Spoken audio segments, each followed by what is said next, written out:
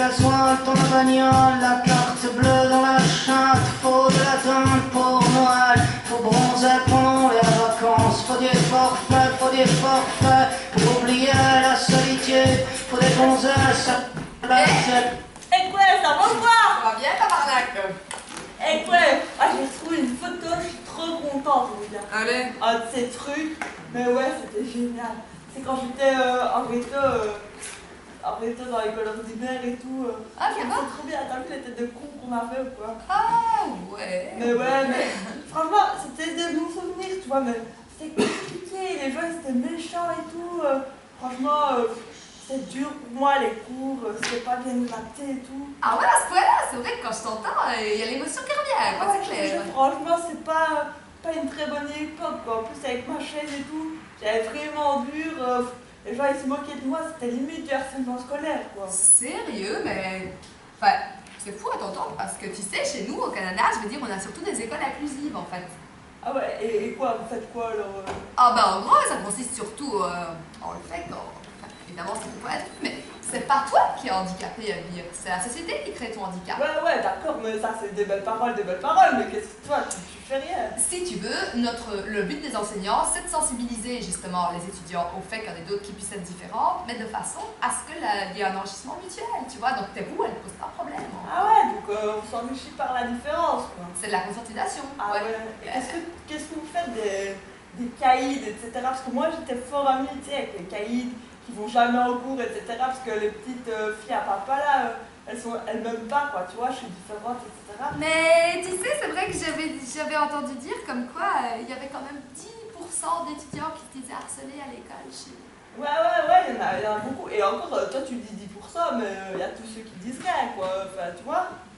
Non, c'est clair, t'as raison. Mais le pire, c'est quoi, mon gars? C'est que, tu vois, moi j'étais amie avec les racailles et ça. Le problème, c'est qu'ils faisaient vite exclure, quoi. Tu vois, direct, hop, un petit problème, allez, c'est fini, au revoir. Ah ouais, donc il y a personne qui cherche à savoir pourquoi. Bah non, en même temps, ça se fait à quoi chez vous? Tu vas pas me faire croire qu'on veut chercher à comprendre pourquoi.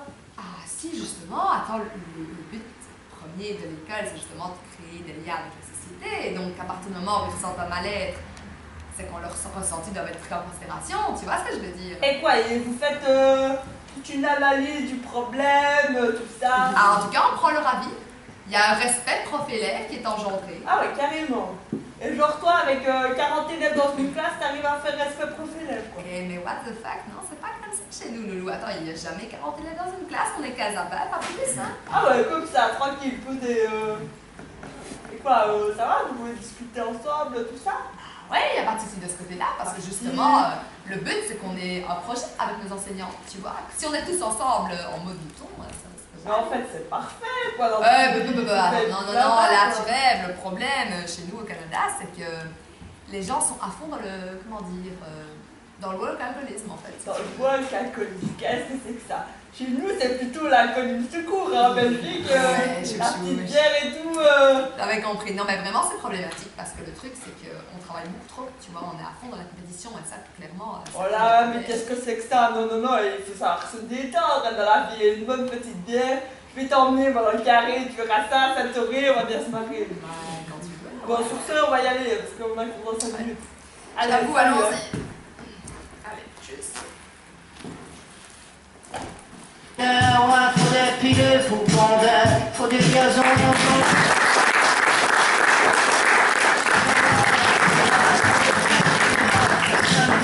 sur les machines, faut s'essouffler, faut s'entraîner, faut marcher dans les clous, faut pas boire au volant, faut dépenser les petits sous, faut du réseau pour les enfants, faut ressembler à des guignols, faut que tu passes à la télé.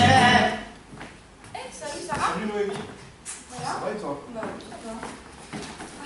Oh, on boirait bien une bière, non? Ah oui, c'est une bonne idée. Garçon, on pourra avoir 2 bières, s'il vous plaît? Merci.